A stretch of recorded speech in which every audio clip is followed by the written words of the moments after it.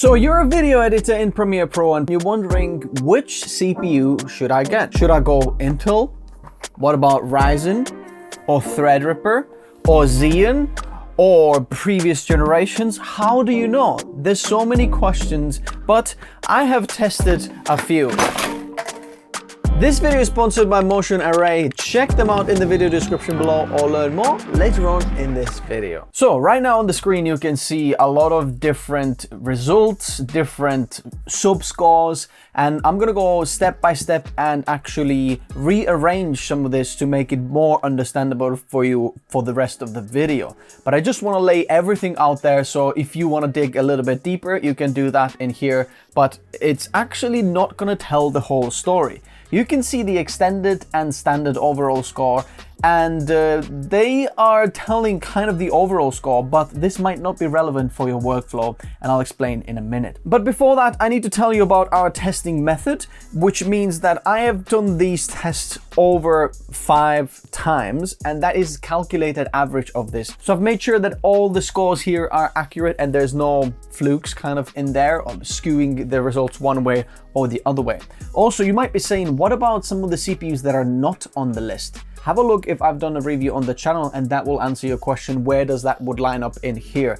But just to keep this chart here a little bit more simpler, that's the CPUs I've chosen to put in this chart together. Also, if you're wondering about my Testbench setup, I'm going to leave the links in the description below, as well as all the CPUs that I've got in this list. So if you're planning to pick any of these up, the links are down there. I will get a small commission at no extra cost to you. These are affiliate links, but that will help me keep doing videos as such on the channel, to spend loads of time testing these so you can get that helpful information. So let's jump into the extended overall score. So this is Bench 0.98 for Premiere Pro 23.4. Bear in mind, this is not one of the latest versions of Premiere Pro. So in the latest versions, you might get higher scores if you're testing your systems or something like that. But I've kept everything the same as what I've got all the testing equipment here to do so. Firstly, I wanna highlight some of the things, what you can see here. This is the extended overall score of Premiere Pro, and this tests a lot of different codecs. And if you want to check out which codecs, I'm going to leave that link in the description below, where you can actually check out Bench and what codecs and how they're testing this system. But this, in my opinion, is one of the best ways to test computer hardware, to actually give you helpful feedback. How good is the hardware in your workflow? Because you can do some kind of random CPU test, but that doesn't show you how good is it in certain codecs, because depending which video codecs or formats or cameras you're using, it actually might be worth choosing one CPU over the other, which you'll see in a minute. As you can see, I've got 2 i9s on top of the charts there. One is i9 14900K and one is i9 14900K 6400 megatransfers per second. So the way I have tested these CPUs is according to their IMC spec, which means memory controller spec. As the CPU generations go on, for example, Intel's 12th gen, 13th gen, 14th gen, the IMC memory controller, integrated memory controller inside the CPU will get better as well, which means that the CPU is able to run faster RAM more easier. If you try to run the same RAM kit on a 14th gen or a 12th gen, then 12th gen is not as good as keeping the speed as 14th gen. And in order to somehow reflect that aspect of the CPU feature, I've actually tested them to their Intel specs, what the factory says. Now, that doesn't mean that the CPU can only run that speeds, and most likely you can get much faster speeds, but somehow to implement that as well, that's what you see in these scores. And as you can see, the 14900K there without the 6400 megatransfers per second is running at 5600 megatransfers per second, which is the standard speed from what Intel is saying. But as you can see, I can easily run it at 6400 megatransfers per second. And to show you what is like a difference of just 800 megahertz speed on the RAM, we can see there is a little bit of a performance difference. Now, said that, 6400 megatransfers per second is not the fastest RAM. You can get even faster out there, but just to show you that there is a little bit of a performance improvement when you go faster RAM. So you can consider if you want to, buy the faster RAM and if it's worth it. I'm using 64 gigabytes of RAM, which is not capping on any of the benchmarks. If I was using 32, I would be capping in some of these results here. So here we can see firstly that Intel CPUs are right on the top of the charts there. Whether this is 13th gen or 14th gen, they are up there. The Threadrippers kind of perform very, very similar to 13900K, as you can see. So right on the top of the charts, 13900K and 14900K, but the 64 megatransfers per second is extra few percent faster, about 3 to 4% faster. 13900K and Threadripper 7970X roughly performs the same in the overall scores. So in one way, it looks like you can save a ton of money if you want just the best CPU for Premiere Pro, as you can see the 13900K. But again, keep watching the video because you'll see this might not be the case for your workflow. Interestingly, the Ryzen 7950X or the Ryzen 7000 CPUs, they kind of are further lower down there. The 7950X is kind of in the middle of the pack, slightly faster than the 12900K and a little bit slower than the 13700K. And there you can see also the difference that 12900K and 13700K, there is a difference also in the memory speed, and that's why the 13700K is a little bit faster. If we run the same RAM speed, which the 12900K may or may not run, you'll get them a little bit more equal, but just to show that you can get even faster speeds, which means that the higher end or the newer generations of CPUs can get even faster speeds. Interestingly, the Threadripper Pro from last generation 5995WX is slower than the 14600K, which looks like the Threadripper is not worth it for Premiere Pro, but again, we'll have to see about that. Intel Xeon is not performing very well at all. As you can see, 12700K is a few percent faster there, and Ryzen 7 7700X is pretty much the same. A quick message from today's video sponsor, Motion Array. Motion Array is an unlimited marketplace for all your video needs. You know, the ones that you don't have time to make but would love to use. All the nice titles and intros and lower thirds, effects and motion graphics, even stock video and photo. There are over 40 plugins available for Premiere Pro, DaVinci Resolve, After Effects, Final Cut Pro, Motion, Vegas Pro, and Avid Media Composer. It's membership-based, one fee and unlimited downloads. Use whenever and whatever. No more copyright strikes and a peace of mind. Their website is extremely easy to use. You'll find exactly what you're looking for. Try it out and you'll know what I'm talking about. But now they even have extensions available for Adobe software. So get all the assets within the software without even leaving your editor. If you're not sure about Motion Array, check out their hundreds of free assets through the links in the description below. And if you sign up for the annual plan, the links down below will provide you extra $50 discount. So go check out Motion Array through the links in the description below. Thank you again, Motion Array, for sponsoring this video. Now, in standard overall score, which means that we're not using all of the codecs, but just maybe more mainstream ones and not high resolutions and more complex codecs that, you know, maybe some DPs or editors with cinema or some commercial videos might use. This is more like what we're using for the everyday consumer or the everyday filmmaker, creator, type of thing, if that makes sense. Results are similar. Now the Ryzen CPUs are actually a little bit higher than some of the Intel ones, which is interesting. Threadripper Pros, again, are a little bit higher than previously. Intel Xeon is roughly about the same in there, but the middle pack is very, very strong, and there's not that much difference between the middle back Threadripper Pro, for example, the 5995WX to the best one. There's about 15%, so very slowly, it gradually gets up there. If you're looking at the best of Ryzen 9 7950X and 14900K, then you can see that there is about 10 to 12% difference in that performance. So Intel does actually perform better in the overall scores than Ryzen right now. But now we're getting a little bit deeper into different workflows and different codecs. Firstly, we're going to be looking at the LongGOP score, extended and standard.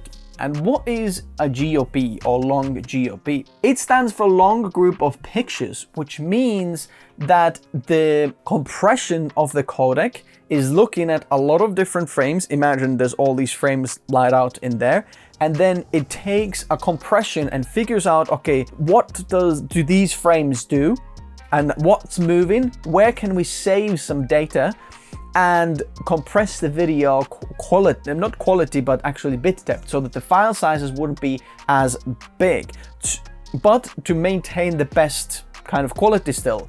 And codecs like that would be H.264 and 5. H.264, as you can see, will do less of a compression. H.265 will give us better quality and smaller file sizes, and that's LongGOP codec. You might be saying my video or my camera is recording MOV or MP4, and that is not actually codec. That is just a container for that codec. So the actual codec that your camera will record is either LongGOP, Intraframe, or RAW. There's kind of like 3 options. And within that, there's different things that matter as well. For example, LongGOP, we can have a chroma subsampling, which might be 420 on your Sony cameras or 422, whatever cameras you're using. But for Sony cameras, you can easily see that XAVC-S, and you've got 10-bit, you've got some number, 150M, which is megabits per second, and then it tells you the bit rate, which is 10-bit or 8-bit, and then the chroma subsampling, which is 422 or 420. So these are all actually, this is LongGOP, because you'll be recording H.264 or 5. And that's the compression ratio, how the video codec gets put together. So these scores are relevant for people who use a lot of mirrorless cameras and getting MOV or MP4 basically files, but the actual codec is LongGOP. Hopefully that clarifies how LongGOP works and what does that do. If you're looking at the scores here, we can see that Intel CPUs are right on top of the pack. Like even the 13600K is faster than the 5995WX or any of the Threadrippers, which just shows, okay, why is that? That a 3600K, which is roughly around $300 or something like that, CPU, is faster than Threadripper Pro or Threadripper 7980X, which is a few percent slower but costs over 10 times, almost 20 times as much, around $5,000. And the magic, what you can see in these results, is a lot to do with Intel iGPU. And that's why I highly recommend all video editors to stay away from the F variant of Intel CPUs, because F means that there is no integrated graphics. And you might be saying, why do I need integrated graphics? Because I have dedicated GPU.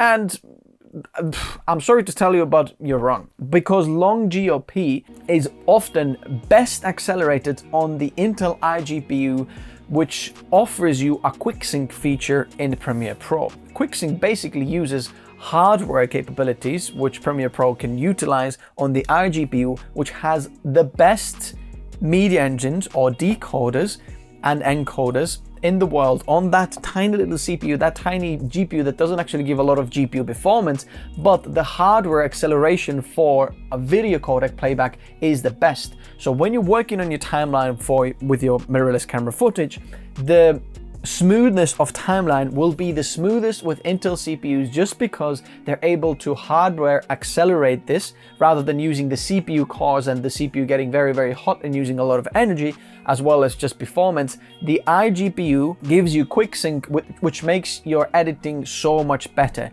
especially if you're using 10-bit 422 H.265 codecs. That will be accelerated on the Intel that is not supported on any of the other platform, and that's why you can see Ryzen and Threadripper not performing as well. As you can see, the 12600K is better than any of the Ryzen 9 7950X, which is many times more expensive, and any of the Ryzen CPUs there, they don't seem to be performing as well, because they have to use the big performance cores to chew through this data, where Intel will have a very dedicated, smart kind of tiny iGPU hardware acceleration that will encode and decode this footage much simpler. And that's why you can see in extended scores, the 14900K with 6400 megatransfers per second is 28% faster than the Ryzen 9 7950X. Well, in fact, the Ryzen 7950X is about 28% slower, which is quite a big performance leap. Now, I have put the standard scores on the side as well, and there you can see that some of the Threadrippers there perform quite well in there when we're not using high resolution, because not a lot of people use 8K H.265, for example, 420, which will be also accelerated on there. But you can see a little bit of difference between the extended and standard scores, and what would be the difference, because you might not be using some of the extended codecs are tested here, and yours might be the standard score. So hopefully that's going to be helpful for you. So if you're using a LongGOP codecs, H.264, H.265 for your mirrorless camera, let's say you're doing wedding filmmaking or even vlogging or YouTube creation or even commercials, they still use these codecs, you might be worth actually using some of the Intel CPUs, because this is a very good option and a cost-effective option for you. Now, should you go with 13th or 14th gen? That very much depends on the price. Have a look at the difference in performance, and whatever is the best kind of bang for your buck, get that one. So go to the links in the description below, check out the 4900K, for example, and 13900K, and see what the price difference is, because sometimes the previous generation is actually more expensive than the newer one, so don't fall for that trap. And if you're wondering which other PC spec to put together and other PC kind of builds to do, there's PC build guides in the description below. Even if you've never built a PC before, I'll explain everything down there, and there's something for you for your budget. Now, LongGOP is not the only codec. Moving on to Intraframe score, and don't get it confused with Intraframe, because Intraframe is often referred to as LongGOP. This is Intraframe. So what is an Intraframe codec? The most common codec that is Intraframe that you've probably heard of is ProRes. And Intraframe basically means that every single one of the frames in the video are individually captured. So the codec just looks back just all different frames in there. And RAW is very similar, but ProRes is this. On your Sony camera, for example, when you are looking at some of the codecs you can shoot, then when it's XAVS 4K-I, that I means intra-frame. It means that instead of compressing a group of frames together to get the lowest quality possible, we are extracting every single frame separately, and we're keeping as much data per frame as possible. So sometimes it's also referred to as all I or all intra. So different cameras might call it slightly differently, but basically the essence is the same, whether you're shooting, you know, all I or XAVS 4K-I on the Sony cameras or ProRes from whichever camera, then it is essentially very, very similar codec. And the benefit of this codec is that it is much easier for the computer hardware to play back, because to just play back a group of pictures, it's much easier rather than checking a LongGOP, because if you want a certain part of the video, the actual computer has to look at a big group of videos to figure out what is exactly that frame. But on the Intraframe, like ProRes, we can just easily play back because they're sequential, and you like kind of one frame doesn't affect the next one or the previous one, if that makes sense. Now you can get different compression rates of obviously that same codec, but for hardware it is much easier to play back. Feel free to do a test on your Sony or whichever camera, play back H.264 or 5 and take the all I or the XAVC I clip, and then you'll see that it's much easier on the I. Now, the downside of this is that the file sizes of the all-intra codec are often much higher, which means that if you do have to, think about the space, or, you might not have terabytes and terabytes of space to edit the footage, you might need to shoot something different. But in terms of data that's captured, all intra often captures much higher data because it's less compressed. We're less losing the data that we're collecting. We're trying to keep as much of it as possible. So in essence, that is all intra. So you can see the extended and standard scores side by side, depending of your workflow and how these affect that. But in here, you can see that the Threadrippers are absolutely shining here, especially the 32 core. Threadripper 7970X is right on top of the chart, which is a few percent faster than the 14900K, and interestingly faster than even the 64 core for Premiere Pro. And here we can see how the Ryzen processors actually perform a little bit better. The 14900K and 13900K are quite on the top there, but the Threadripper Pros, 32 or 64 cores are right up there next to the 7950X, which is about 15% slower than the 7970X, which is interesting because the 7970X is basically double of that processor. 7950X, if you just splash two of them together somehow, then you basically get the 7970X, 32P cores, obviously a lot more connectivity and PCIe lanes and more RAM support and so on, but essentially the 7950X doesn't look that bad compared to the Threadrippers. But again, Intel CPUs perform very strongly in here. You can see that the Xeon performs a lot better now because we can actually utilize some of these cores a lot more than what we could on some of the overall scores. But in here on the Intraframe scores, you can see that Ryzen's getting better, Intel's still like right there. The best one is obviously the Threadripper, but Ryzen is not bad. I would say that the 3900K and the 14900K are still kind of good options there, just because if you look at the price right now at the time of me making the video, the 14900K is the same price as the 7950X, so it feels like you're getting more money or more performance for the same cost, especially because the Intel platform is also cheaper than the Ryzen platform. So if your workflow involves a lot of intra-frame codecs, like working with ProRes, for example, then this is the most important score out of all of this, what you should be looking at and when deciding the CPU for your workflow. Now, moving on to RAW. This is extended RAW and standard scores. Obviously, again, Puget Bench here, as you can see. And RAW can be very CPU or GPU intensive, depending of which RAW this is. But basically here we're testing RAW codecs like Red and Arri RAW and Cinema Raw and Sony. So if you're more like into the film industry where you're using cinema cameras, then the RAW codec score here is the most important because you're using RAW, you're shooting RAW. And what is a RAW codec? RAW codec is very well explained as if a raw photo, what you would be taking, you know, let's say instead of shooting JPEG, where your picture is basically baked in, raw photo captures as much data as possible in a single photo. You know, you can adjust the highlights and shadows and it captures a lot of more of the dynamic range and so on. There's a lot more information in the RAW that gets captured, and because it's RAW, so a RAW video is basically just raw photos, but in a way, a lot of frames there. A raw video is often captured in not the final format. If you look at the raw video, it's often a lot flatter than what we'd see, you know, in terms of contrast, saturation, and so on. So it looks very gray and very kind of uninviting. But the benefit of this RAW is that there is a lot of flexibility what you can do with it in post-production.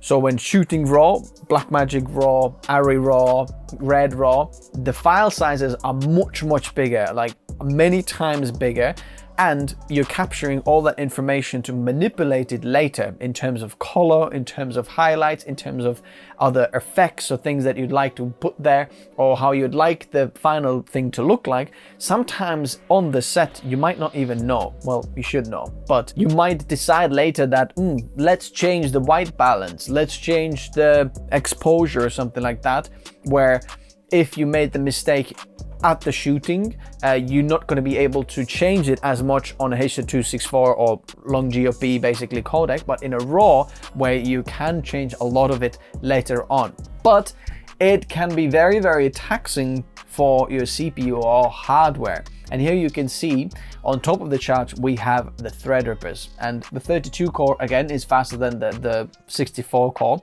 They are better, so having more performance scores. As you can see now, the Ryzen 9 7950X there is only a little bit slower than the 13900K, and in the extended scores is only about 5 to 7% slower than the 14900K with faster RAM. So you can see that having more cores here for raw to process it does make sense. Interestingly, for the extended scores, the Threadripper Pro doesn't perform quite as well as some of the other CPUs. For example, 13600K, 14600K, a lot cheaper CPUs, but perform better. If we are looking at the standard raw score, perhaps some of the only 4K raw score, you can see that the Ryzen 9 7950X is performing the best CPU. So if you're not doing the extended part of the codecs, and if you don't need that, the Ryzens are very, very good at working with raw. As you can see, much better than the 14900K with fast RAM. Just normal 14900K is about 10% slower than the Ryzen 9 7950X, which is very, very interesting and shows that depending on your workflow, you might want to go Ryzen 9 instead. Because if raw is what you're using a lot, for example, red raw, encoding it or decoding it, it might make a lot more sense to go Ryzen. As you can see, Ryzen's perform a little bit more up there now. For example, the 12-core 7900X Ryzen 9 is better than the 14900K, only slightly slower than the 64 megatransfers per second RAM from there. But interesting scores there, and the standard and extended here, there's quite a bit difference, or like kind of the CPUs shuffle around a little bit more, as you can see in the standard or extended scores. But if you're looking at the extended kind of charts, you can see that the CPUs kind of come down very, very gently. The curve is there. There's not that big of a jump really in any of these things. The 12600K and 12700K, for example, that's probably the biggest jump in there, because we're going from 6P cores to 8P cores, and you can see the difference really there. The 6P cores really don't like extended raw as much as 8+P cores. Now, in GPU effects scores, because obviously you have also GPU effects in Premiere Pro, whether it's Lumetri Color or whatever GPU effects you do, some of these are GPU accelerated. Now, I do want to mention that pretty much any of the GPUs that you're going to get is going to be very, very powerful and is going to do a good job in GPU effects, and to showcase like these Lumetri scholars, or for example the any of these scores, they've loaded the GPU with so many different effects that is kind of unnatural workflow, but you have to emphasize this to actually show the difference. And if you're looking at the chart, you can see there's not that big of a difference between any of the GPUs there or CPUs in the GPU effects scores. They don't affect it as much. The best and the worst are 12% difference, which is not that much at all. Like from the top to the middle of the pack, which we would see like the Ryzen 9 7900X, there is 5%. So really marginally different, and you might not be able to even see the difference, like which one is better. So I'd say for GPU effects, you don't really have to worry about the CPU, what you have. Any of the CPUs will be fine what you're doing there. But if you're looking for the best, as you can see in extended scores, we have the 14900K. But interestingly, in the standard scores, the 14900K with 6400 megatransfers RAM scores about 10% slower than the Ryzen 9 7950X, which is interesting. Having the GPU effects in some of the standard scores like raw and things, the Ryzens perform better, but 14900K kind of on top of the charts there is again a good option. Some of the other CPUs that you might be saying, what about the Ryzen X3D chips with extra V cache? And basically, I've made a video about this before, but if you're a creator, these are really gaming CPUs. They're not gaming and creator CPUs. Often the non-3D V cache CPUs actually perform better for creators, so there really isn't worth getting that one just for creators. If creator workflow is the main one for you, I'd kind of stay away from the 3D V cache CPUs, because you're going to just be paying more and getting either very similar performance or slightly less, so they're kind of not worth it. At the same time, the non-X Ryzen CPUs, if you're looking for the 7900, for example, then they kind of make sense, because if you enable PBO, you can get the same performance as the 7900X, for example, but at the lower price point. So depending on the price, the non-X CPUs from Ryzen, they might actually be worth it, and they're kind of a low power one, but they still perform roughly about the same as the X variant if you just enable PBO there. The overall conclusion seems like for Premiere Pro, a good kind of option is the Intel CPUs right now, because they offer the better performance for general over workflow, and kind of the only Intraframe score would be better on Ryzen in some of the cases there, but in most of the instances, the Intel CPUs are better at doing their job in there, and actually also lower power consumption. And this might be a little bit heated for you. Let's talk about the power consumption a little bit. I've made a complete dedicated video about that. Go check that out if you want to do that. But even though the peak performance or power consumption of Intel CPUs might be more than your Ryzen ones, when you're using single thread performance, or when your CPU goes to idle, for example, then the Intels are can be 10 times less power consumption than the Ryzen ones. So if you're just looking at the electricity bill of Ryzen versus Intel, the Intel electricity bill is actually lower than Ryzen one. Have a look at my dedicated video on this, where I did loads of different tests to get an average of load and not load or idle kind of mixed workflows, which video editing very often will be. You're going to be editing, doing some, using faders or cutting down things, and you might be using the iGPU even to get that, which Ryzen can't do, but is more efficient on the Intel CPU, for example. But then when you're moving, let me just research this or go somewhere on Chrome, and you're doing some things at the same time, then the Intel is a better option for that.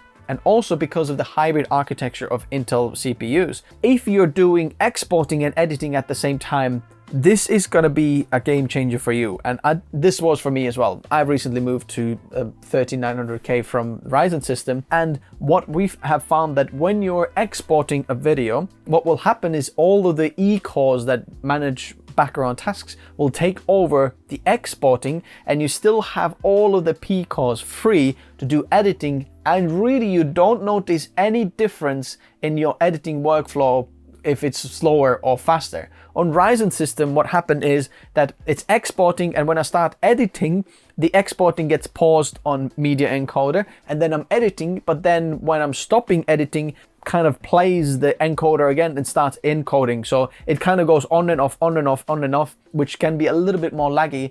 Well, actually is quite a bit more laggy. But on the Intel system, it's not quite like that. The Threadrippers are very, very specific workflows, I'd say, when you're working with RAW and extended RAW, especially with like Reds or 8K and higher resolution RAWs, or cinema, different RAWs, array RAWs, then that's what the Threadrippers are for. And for big systems, if you're doing a lot of that, or big companies, big studios, they probably want to go with them Threadrippers because they offer higher RAM capacity, better support, better NVMe support, all that. So they're more expensive, but that's for them. I'd say for most, creators or freelancers, influencers there, the Intel systems will be a better bang for buck for you in terms of electricity cost, upfront cost, and that's that.